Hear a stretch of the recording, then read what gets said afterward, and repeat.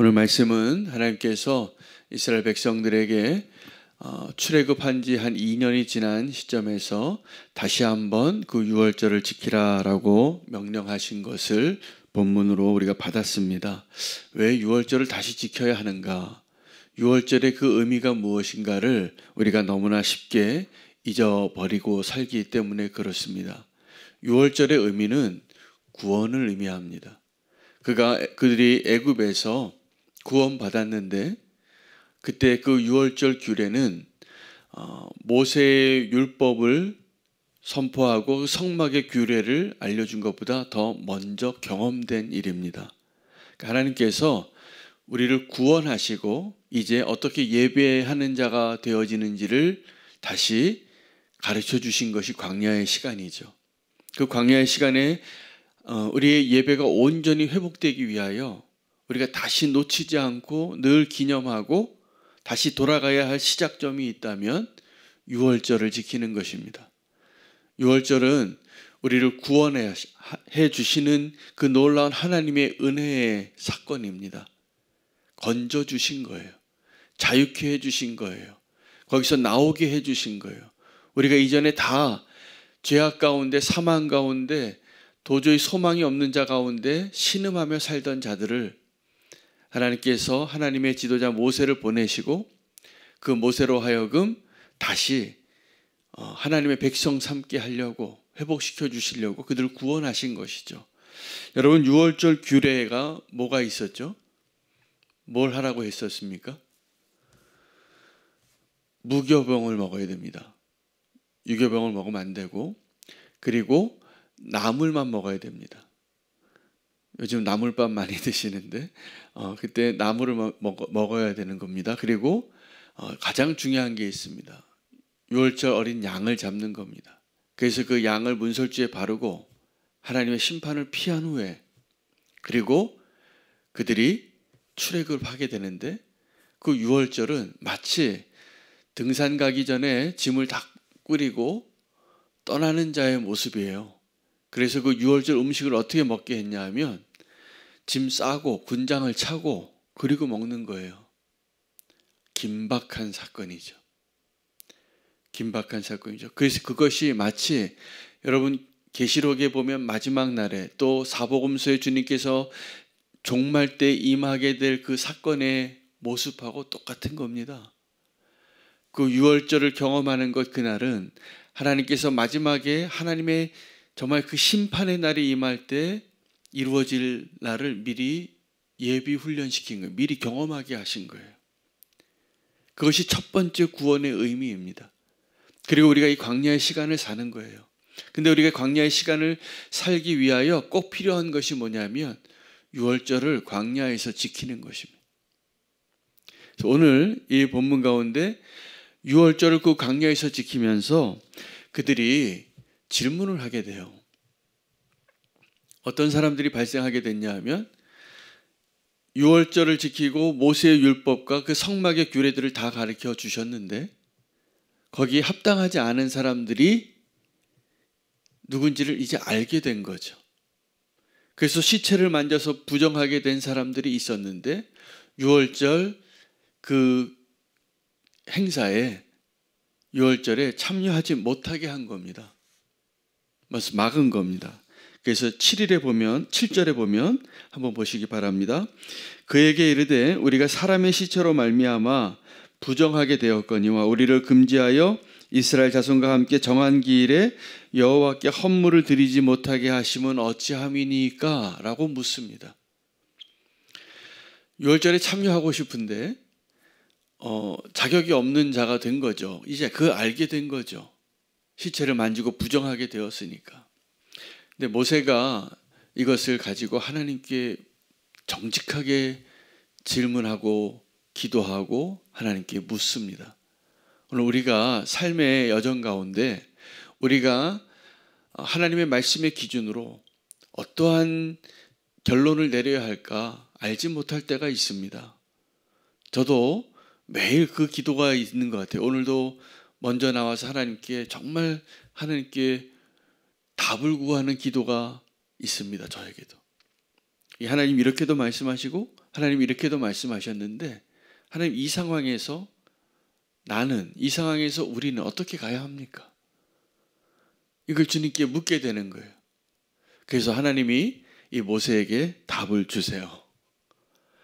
우리는 이 상황 가운데 우리가 하나님 말씀대로 살 때 하나님의 말씀을 가지고 하나님께 기도하고 하나님께 질문하고 하나님께 답을 듣고 순종하고자 하는 마음의 태도가 필요합니다.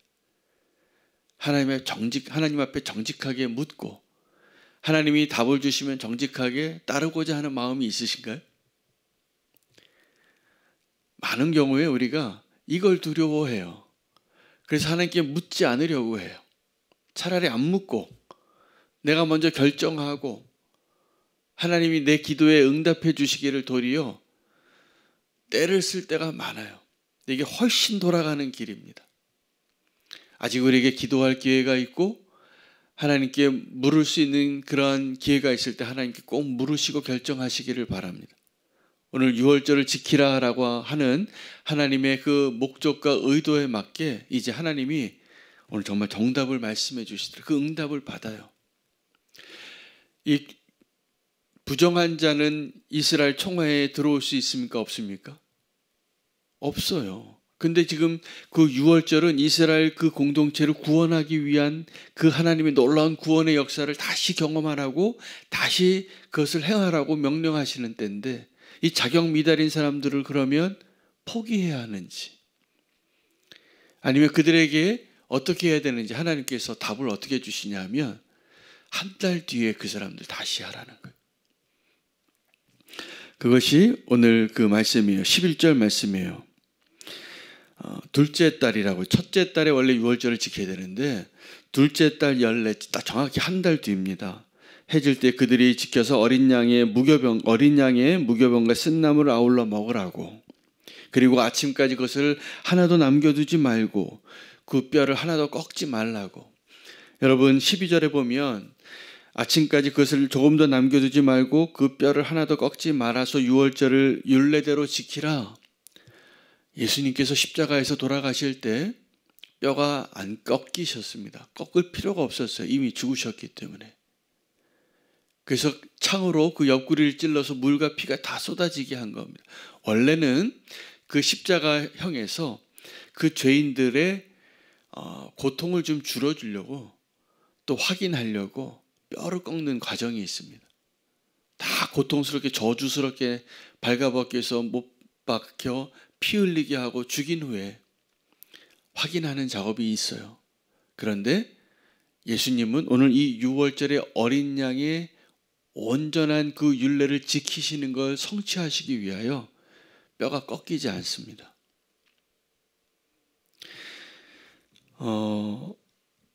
그런데 또 한 부류의 사람들이 서게 되어져요. 이 유월절에 참여하는 자들 가운데 어떤 사람이 자기가 부정하지도 않고 여행도 하지 않으면서 의도적으로 고의로 그 유월절에 참여하지 않는 자들은 끊어지리라는 거예요.